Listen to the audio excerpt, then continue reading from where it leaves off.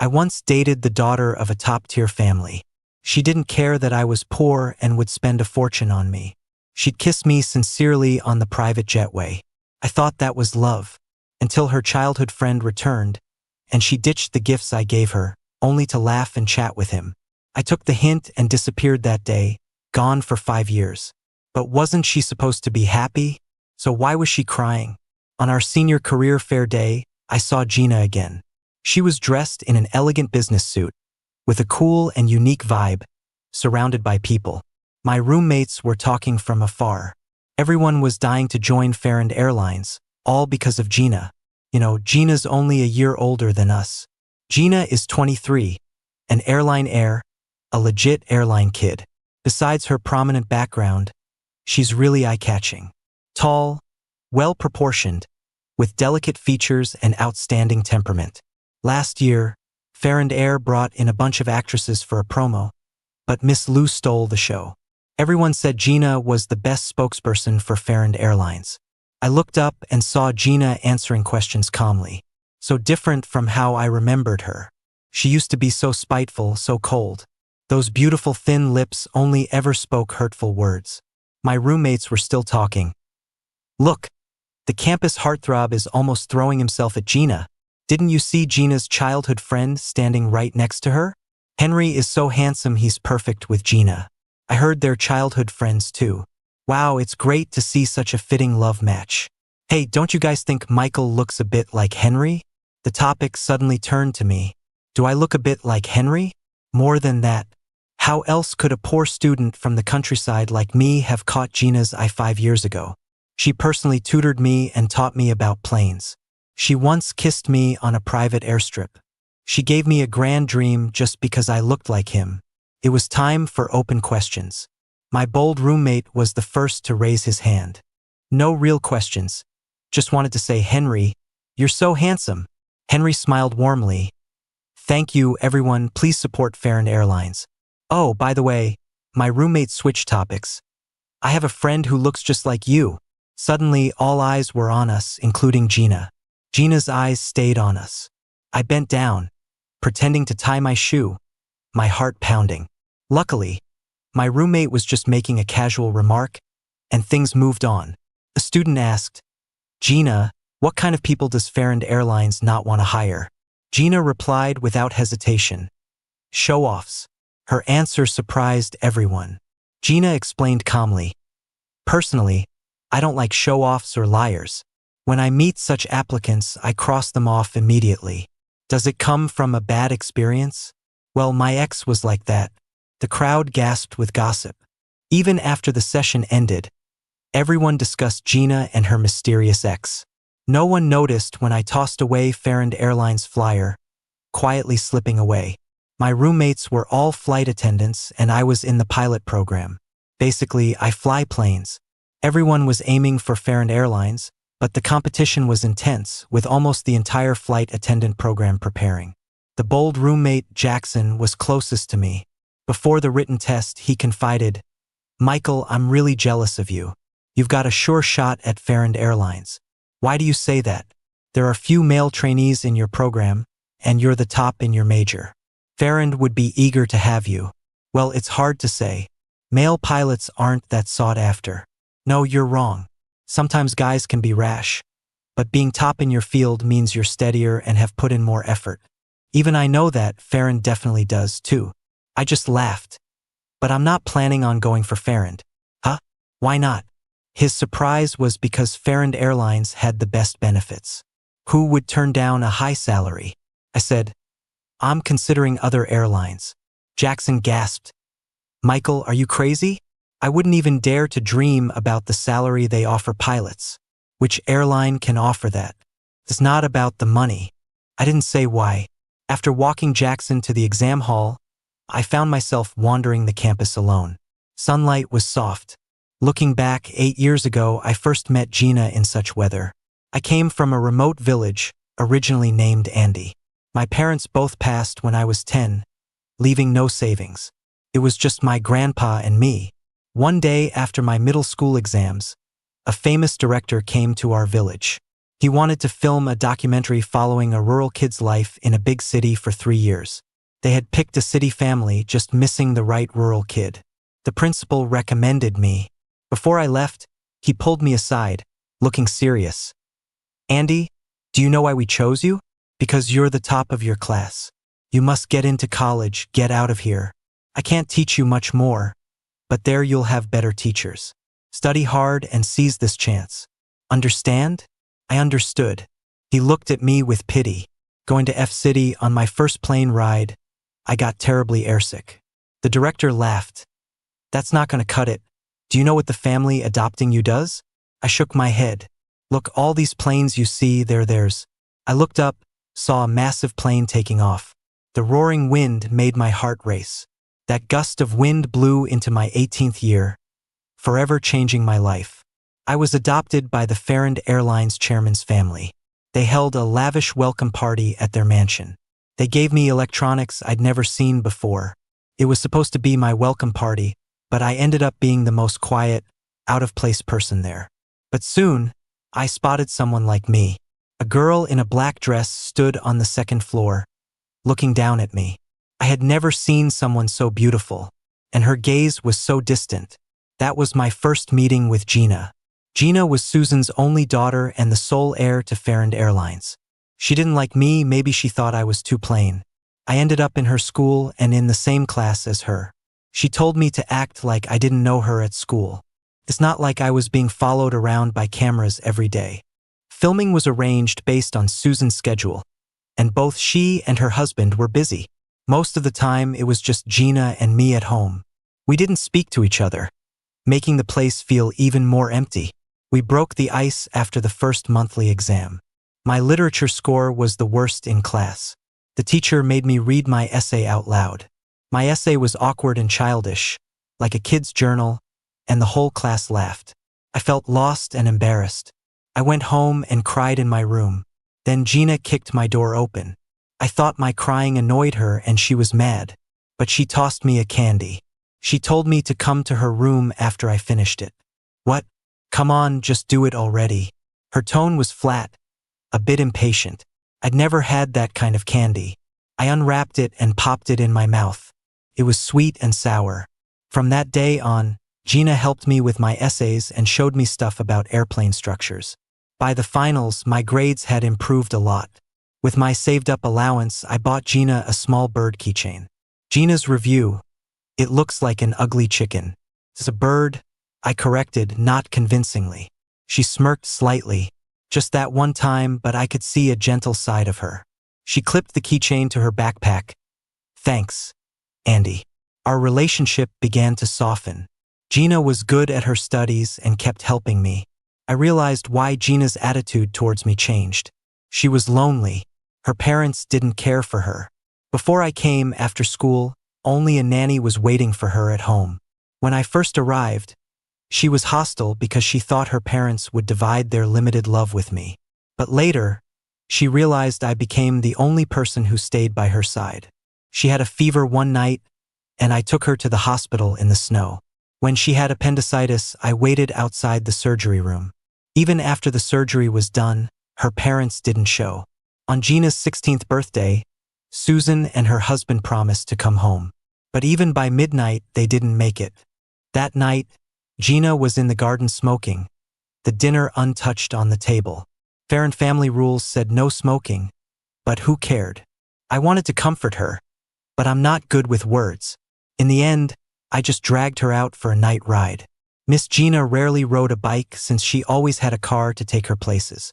We rode down the streets, embraced the night breeze, and felt free. I told her about life in the countryside, teaching her how to tell wheat from rice. Looking at the sky, Gina's eyes twinkled, and she said, "Someday, I'll open a route to your home. When you're young, falling in love is simple and intense." From 15 to 18, we never left each other's side. Girls at school mocked my accent. Gina confronted them, and nobody ever bullied me again. I had an old stomach ache that flared up, still had to smile for the cameras. Just out of frame, Gina passed me a hot water bottle. After the college entrance exams, Gina showed me her coming-of-age gift, a private jet. Her landing strip is so close to the night sky. Amid the roaring wind, Gina kissed me. If nothing goes wrong, we'd go to the same university, graduate together, then get married and have kids. So when did the unexpected happen? I guess it began when I saw Henry's photo. A familiar voice snapped me back to reality. Are you here for the interview? Gina was suddenly in front of me, checking me out. I was just accompanying Jackson to his Farand Airlines interview. It was just a job interview, but Gina showed up in person and noticed me. I pretended to stay calm and shook my head. Because of my pollen allergy, I was wearing a big mask that covered up to my eyes. I was malnourished before, skinny as a stick. Now I'm healthier, I've got a tan, muscles, look like a proper pilot. She can't recognize me, right? But then Gina frowned. What's your name? Where are you from? The waiting room was silent. I didn't answer, thinking of a plan.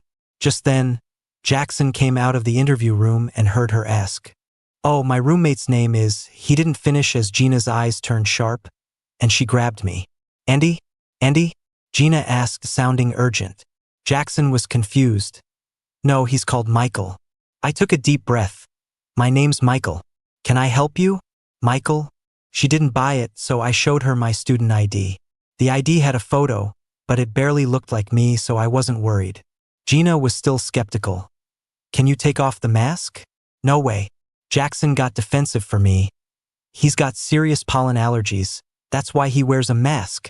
We're just regular students, you've seen his ID. Gina realized her mistake and apologized, but couldn't stop looking at me. Even after we walked away, she stood there watching me. Jackson worriedly rubbed my wrist. She didn't hurt you, did she? Gina was so rough. It's fine. Jackson didn't know anything, I didn't blame him. But could Gina have figured something out? I hope I'm just overthinking. A rich heiress like her wouldn't hold a torch for a stand-in. I knew I resembled the young master 5 years ago. That was in late August, 3 months after being with Gina. Her birthday was coming up, and I saved up to buy her a designer hoodie. But on that day, Susan called me over. Andy, are you with Gina? She asked. I happily answered, yes, ma'am, we both got into a university. I don't agree. Her assertive attitude caught me off guard, leaving me stunned. You and Gina come from different worlds. I pay for your education, not for you to seduce my daughter. I'm not seducing her, I tried to explain. There's no we, she interrupted me again. Andy, I think you're a good kid, but you'll never be a Farand's son-in-law. I won't allow someone without a background into our family, and Gina wouldn't either. She's just playing around at her age. Is this the real face of capitalists? So different from what you see on camera. I'll be honest with you, Susan continued. You were adopted to enhance Farand Airlines' public image. You've had the benefit of F-City's education and got into a top university. Be grateful and don't dream of things that aren't yours. Her coldness scared me. I stammered, but Gina is serious too. Serious? She laughed, spinning her chair and tossing out some photos. Look at this boy, Henry. Gina's childhood friend. She likes him a lot. His family's in the aeronautical materials industry, a perfect match for us. He went abroad for school before you came. That was the first time I met Henry, at least in a photo. We looked similar, but he was more handsome. I felt like his stand-in. My mind buzzed, chaotic. I don't mean to upset you, Susan said, but Henry is back, and you needed to know the truth. I see you as half a son, preparing you for reality. Susan's mix of kindness and coercion was spot on. She continued, I like kids who know their place. Think of your grandpa and your favorite principal. What would they think if they knew you were misbehaving in the city, chasing after girls? I understood her words. They were both persuasion and threat. Ultimately, what broke me wasn't her. When I returned to the villa wanting to ask Gina, I saw the handsome guy in the picture. Henry had come for Gina's birthday. He looked even better in person. They were talking, laughing, and the hoodie I got for Gina was in the trash. What happened next was simple. Over text, I suggested we break up.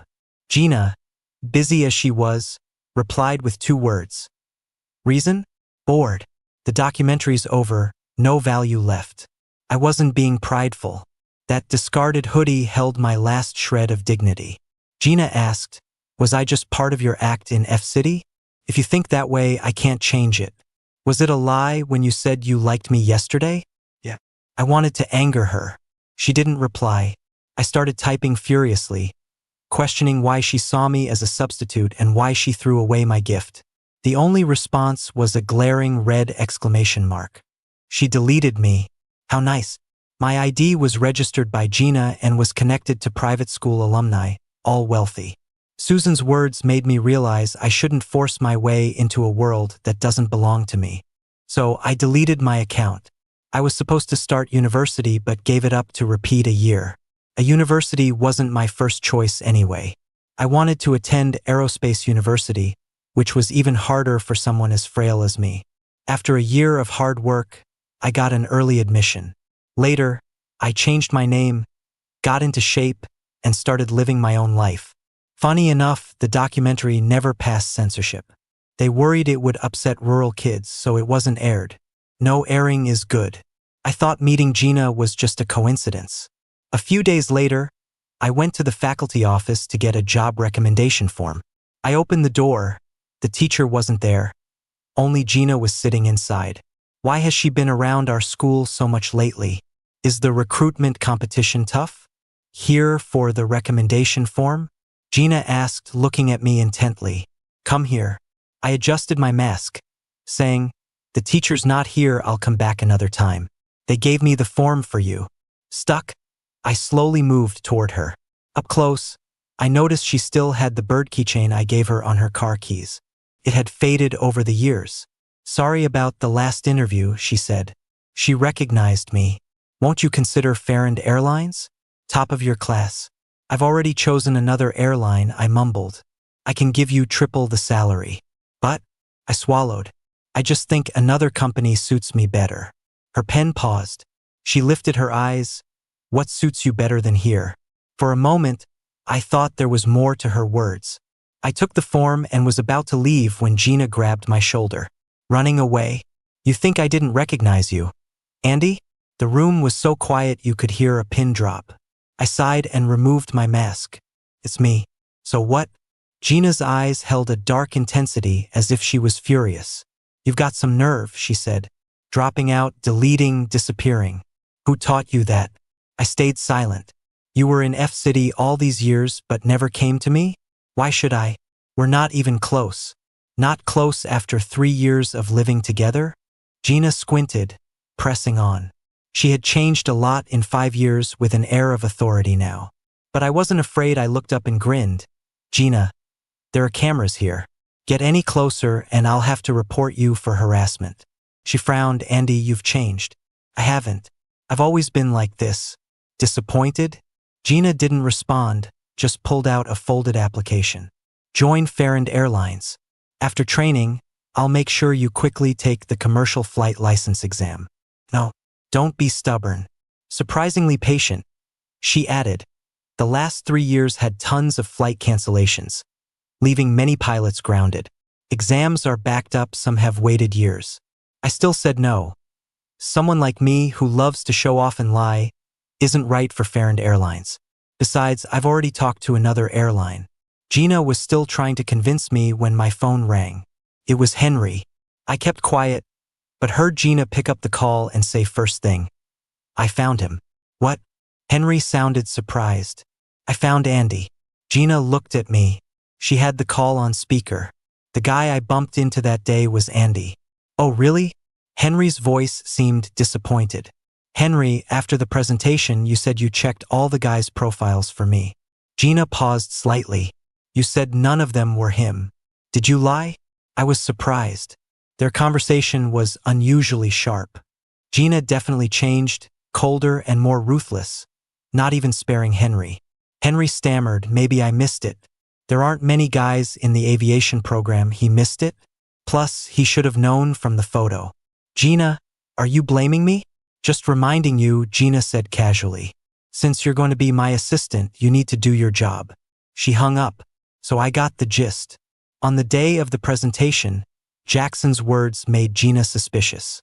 Henry offered to check all the guys' profiles but told Gina he didn't find me. He lied. He might have even hidden my info.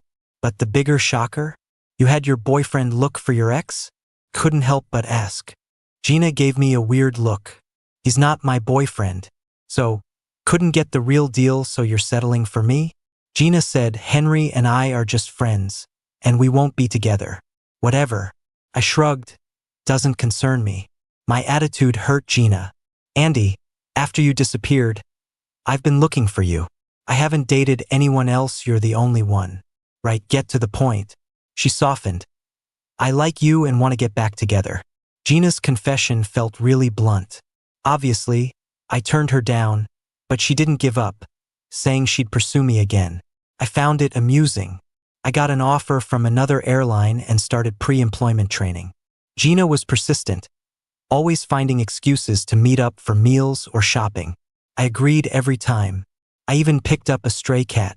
Knowing I'd be away often, I entrusted the cat to her. She held it carefully, asking, Andy, will you visit often to see the cat? Of course, I smiled. Make sure you take good care of it, I'll check. Gina was delighted, thinking it was a sign of reconciliation. Little did she know, this was just my first step at getting back at her. In November, our company had a joint event with Farrand Airlines. Just a simple tour to relax for a day. Gina personally welcomed us. Quite a surprise that she'd show up for us trainees. Everyone was flattered. After a day of touring, Gina came to me. Hungry? Have some candy. The familiar sweet and sour candy from when I was 15. Thanks. Tired today? Not as exhausting as training. Balance work and rest. Don't pressure yourself too much. No pressure, it's just, I hesitated, meeting Gina's gentle, focused gaze.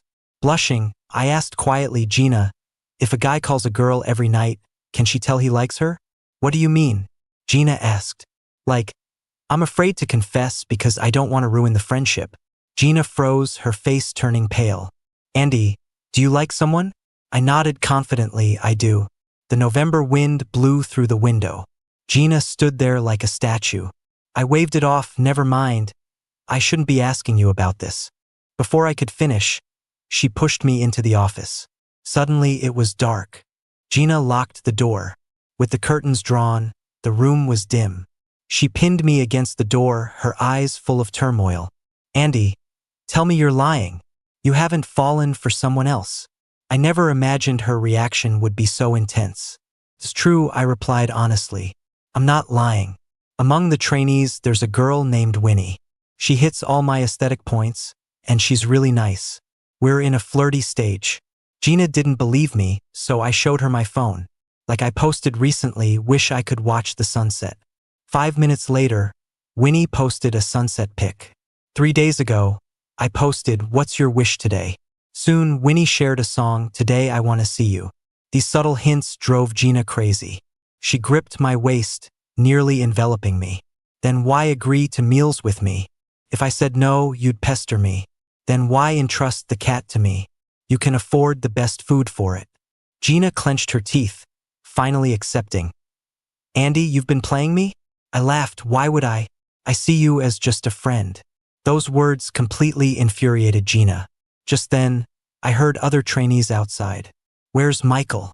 He was just here. Gina's missing too. Could they be in the office? No way, she never lets outsiders in there. Voices grew closer. They didn't know, just a door apart. Gina was holding me fiercely. Just friends would do this? She asked vehemently, keeping me close. Our breaths mingled. We all had some candy, and there was a sweet and sour smell in the air. Just then, the doorbell rang. Sorry to bother you, Gina, but have you seen our male student?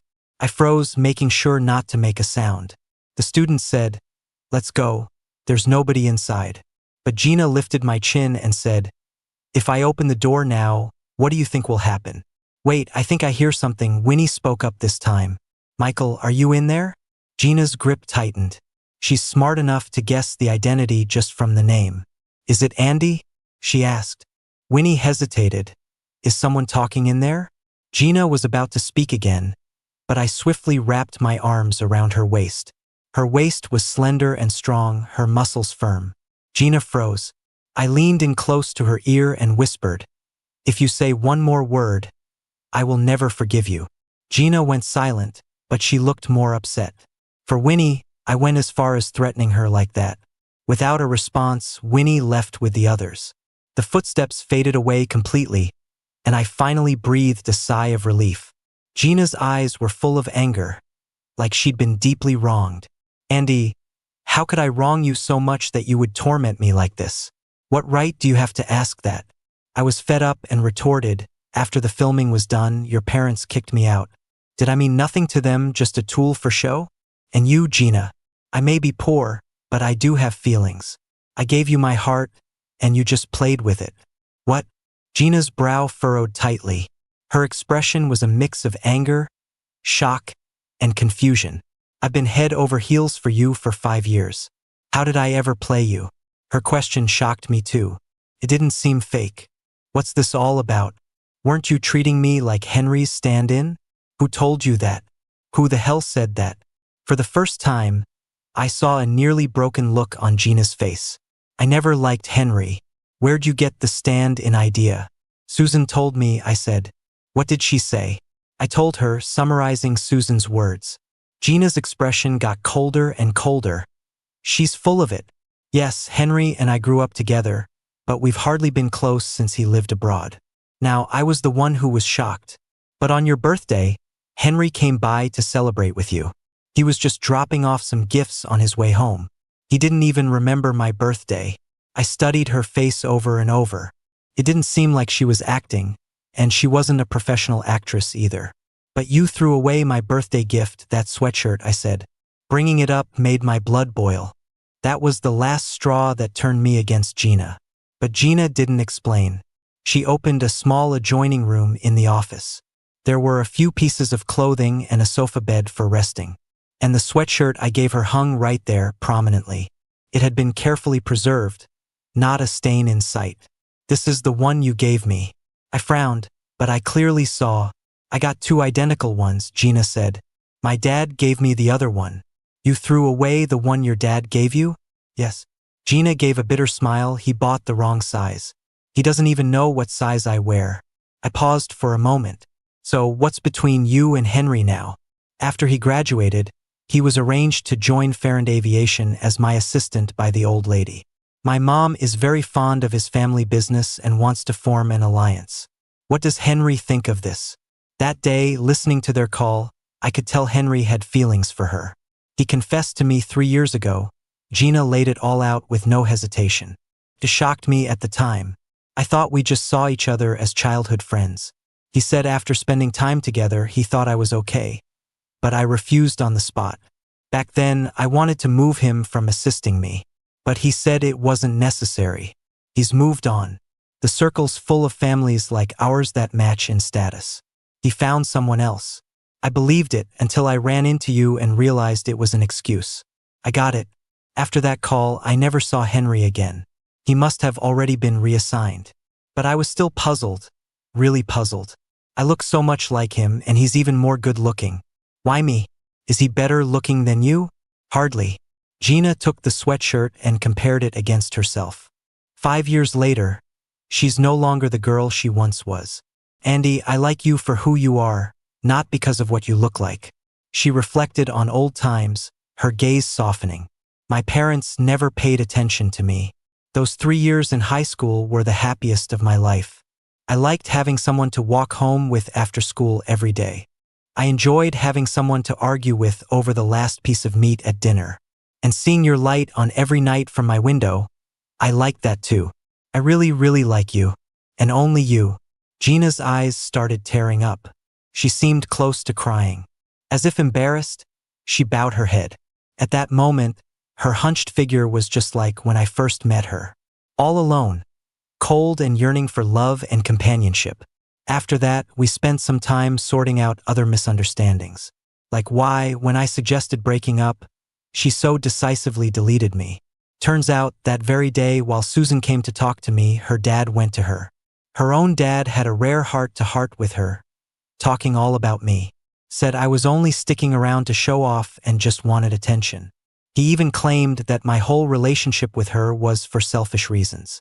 Gina didn't believe it at first, but her dad showed her behind-the-scenes footage from the documentary. In it, I admitted I came to F City with other intentions, for money. Gina was shocked and a bit disappointed. So when I asked to break up, she was upset too. But she regretted it that same night. She tried to win me back, only to find my account deactivated. She dug around for any clue of where I'd gone, but no one knew. When school started, she combed through the entire university campus looking for me. But a teacher told her I never even enrolled. Gina even visited my hometown and I wasn't there. The year I repeated my studies, the principal took me out of town to prepare for exams. Later, I changed my name, making it impossible for her to find me. All this trouble led to Gina letting out a sigh. I figured it out now. Chasing money isn't a big deal. I have money, and if you're after it, go ahead. If you want to use me, I'm willing. I shook my head. That video was edited. I really was after money because the production team promised if I did well, someone would pay for my grandpa's treatment and donate some books to my hometown school. Gina just stared at me, mumbling. So that's how it is, that's how it is. But, I said softly, you all broke your promises. My grandpa passed away. The school couldn't keep running, which is a shame. In the end, neither the production team nor the Farrens stuck to their word. When my grandpa was critically ill, those people in power wouldn't even see me. I guess I was just their tool for a show. The only solace is that I listened to what Principal Dad said and didn't waste the opportunity to study. Gina's face turned pale. I'm sorry, I didn't know about this. If I had known, I would've. There's no ifs, it's all in the past now. Well, what about us? We're like the school and Grandpa, never going back. That was my final answer to Gina. 5 years is quite some time, enough to change a person. The youthful passion has now faded away, leaving only sighs. Now that I've seen the true face of the world, I won't foolishly believe that love conquers all. But Susan was right in a way. We're not from the same world. So parting on good terms is the best outcome. I do feel guilty about the way I retaliated against Gina, but not much, maybe guilty for just a second. If she's suffering internally, then let her suffer. I've endured pain no less than hers. Who pities me? Besides, I had already rejected her. She just wouldn't give up, inviting her own consequences. But I didn't expect Gina wouldn't give up even after the second refusal. In December, Winnie got sick, and I took her to the hospital. While getting her meds, I unexpectedly ran into Gina. She immediately called out to me, "What's wrong?" "I'm fine. It's Winnie who's got a fever." Her face turned cold. "She's making you come? There are a lot of sick people here. Isn't she afraid you'll catch something? How can she not care about you at all?" I said, "Don't jump to conclusions. I came on my own." Gina's face turned worse after hearing that. "You care about her that much? You'd risk catching something to be with her? This has nothing to do with you." I continued with what I was doing. Gina followed me, not leaving me for a second. Until I couldn't take it anymore. "Gina, can you stop following me? Look at me." We locked eyes for a long time. I was puzzled. "If you're not unwell, I'm leaving." She finally gave a defeated look, full of grievance and disappointment. "Why don't you ask why I'm at the hospital? Didn't you notice I'm sick, too?" Now that she mentioned it, she did look unwell. Gina's gaze still held a glimmer of hope, wanting me to care about her. But I just said, "I'm with Winnie now. I have a girlfriend, so it's not convenient to care for you." Gina could tell from my words. It was a direct hit, and Gina was dumbstruck, the little color in her face fading fast. "Since when?" "Yesterday." She didn't speak, as if even standing was exhausting her. I left her, returning to Winnie. Winnie's great. She has a gentle nature and is very motivated. She's also the prettiest in our batch of trainees. Turns out she likes me too, so it just naturally happened between us. When I finally got back, Winnie asked, "What happened? It seemed like you were talking to someone just now." "Who was it?" "Farron Airtime's Gina."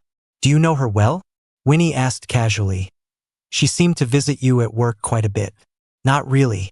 I poured her a cup of hot water. She once wanted to recruit me for Farron Airtime. That's all." "Why didn't you join? Isn't Farron Airtime your dream airline?" Winnie looked a bit envious. "Back then, I wanted to work there. The pay's good, but Fair and Airtime was too strict to let me in. I just smiled and didn't say much more. After that, Gina stopped reaching out. But Jackson took over, updating me on her status. Jackson became a flight attendant at Fair and Airtime and had good ties with the leadership. Michael, you know what?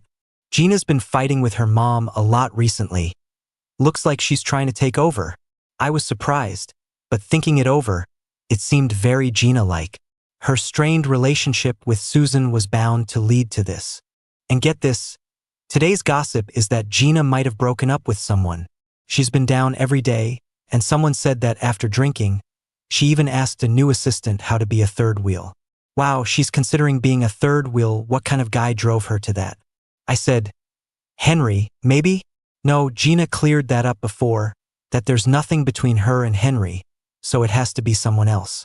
Your company is lively. You should have joined Fair and Airtime.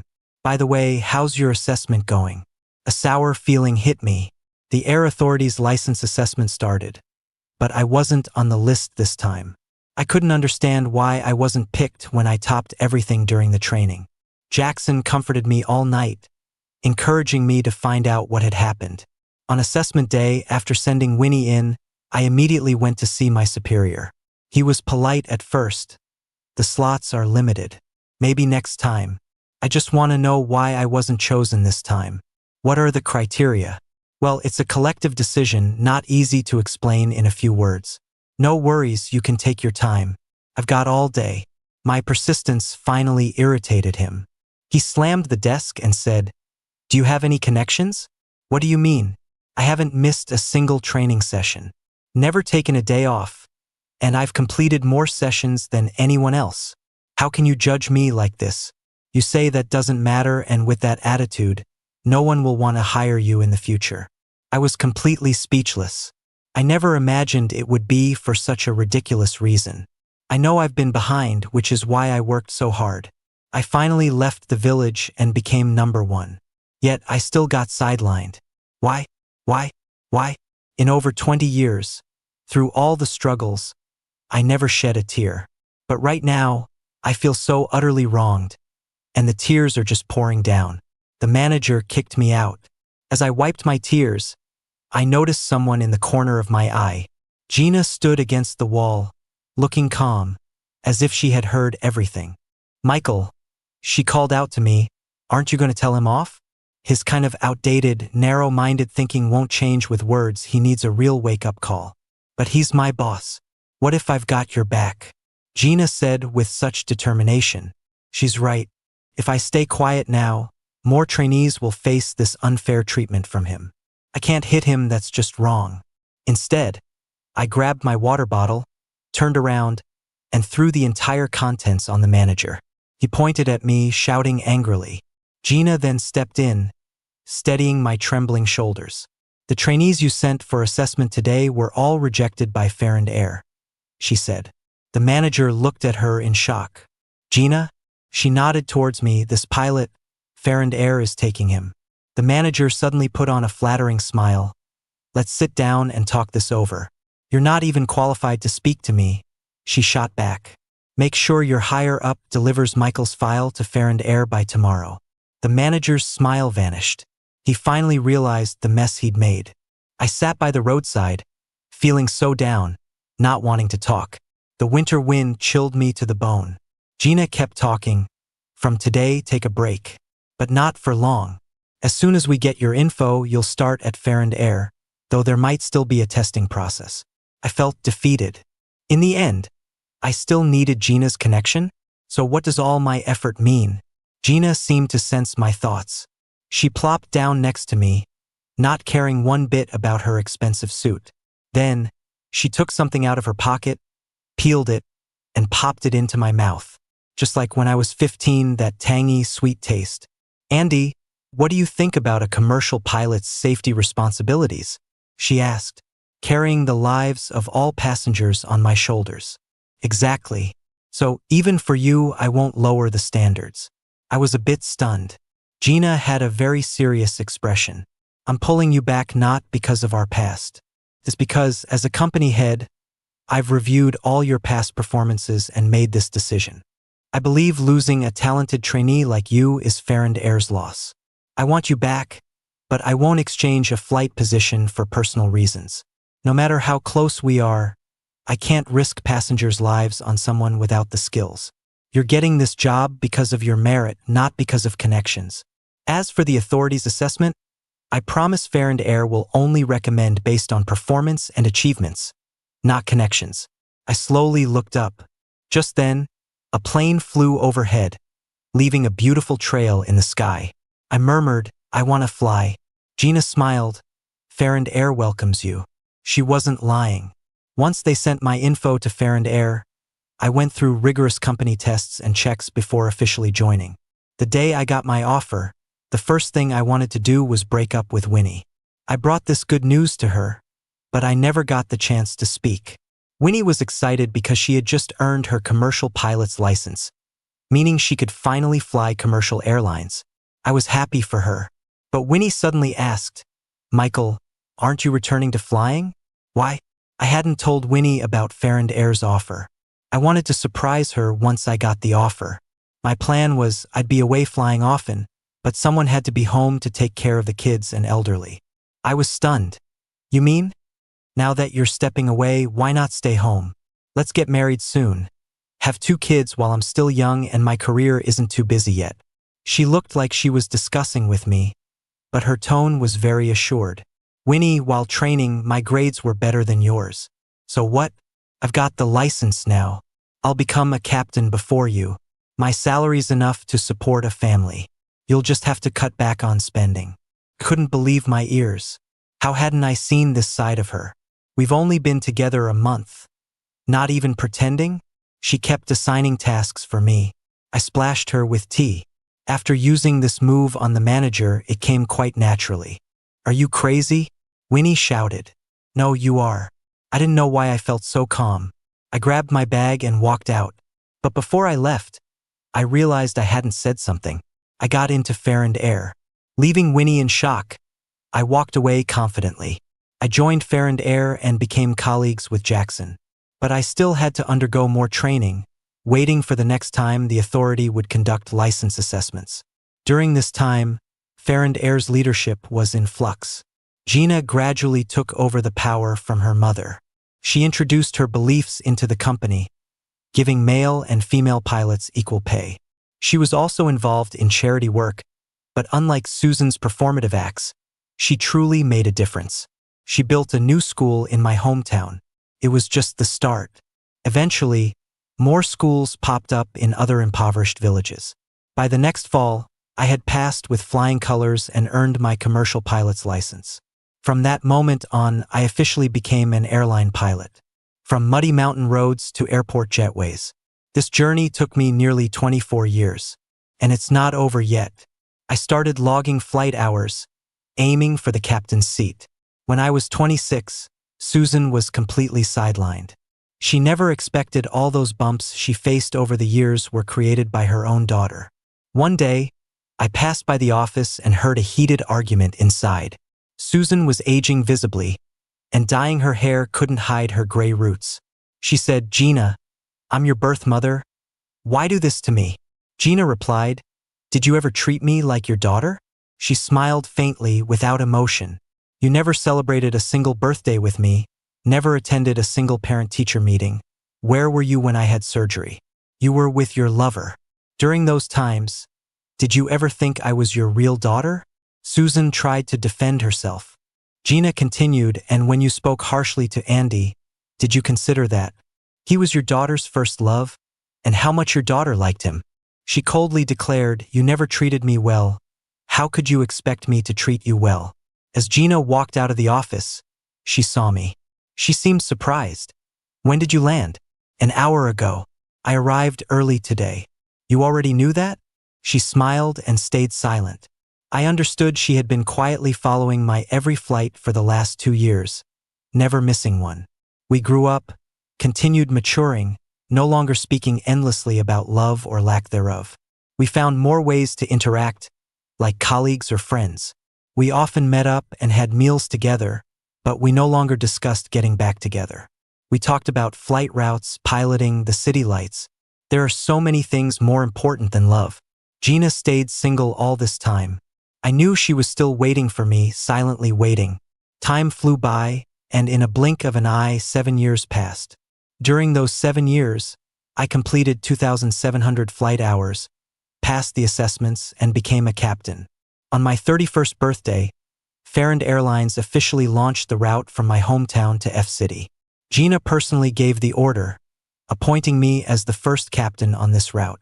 I brought my principal to F-City, making him one of the first passengers. On the first flight, everything was going smoothly at first. Midway, we suddenly encountered extreme weather conditions that the forecast didn't catch.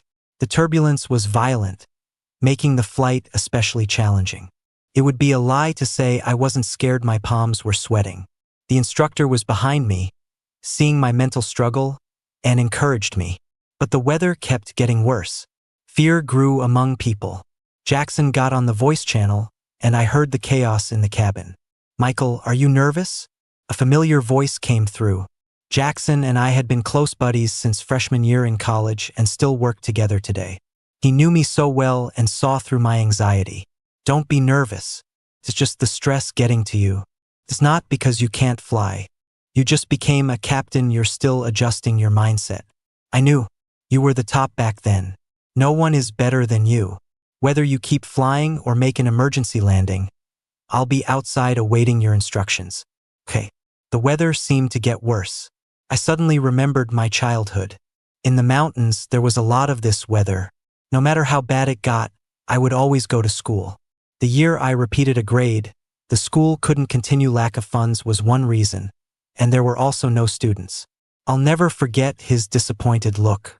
He said, "You need to represent those kids, spread your wings, and fly above the clouds." He took me out of the village to repeat the grade and take exams. I carried their hopes. Yes, countless others. So I can't give up here. I gathered my spirits, seriously discussed with the tower and crew. Everyone agreed to continue flying, so I called Jackson. "We can fly." Just 2 words. Jackson let out a long breath. Then, "I'll handle the cabin." I knew he was scared too, but he still chose to be my support, fighting alongside me. Jackson's soothing voice started in the cabin. He said, "Trust the captain." 20 minutes later, I finally cleared the clouds and saw a ray of sunshine. The airport sits in the town near our village. After a successful landing, cheers from the tower filled the broadcast. Once all passengers disembarked, Jackson finally relaxed, giving me a few celebratory punches. "All right, let's go." Enough horsing around. We tidied up, put on our hats, and left the plane. Entering the airport, I was stunned.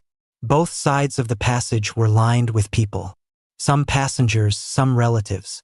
"Thank you. Thank you, Captain." Cheers spread all around. At that moment, all my efforts seemed worthwhile.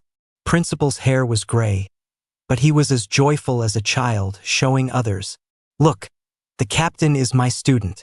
He was the first college student from our village. And at the passage's end was Gina, her eyes red, holding flowers and a birthday cake she'd prepared. We exchanged glances. That one look seemed endlessly long.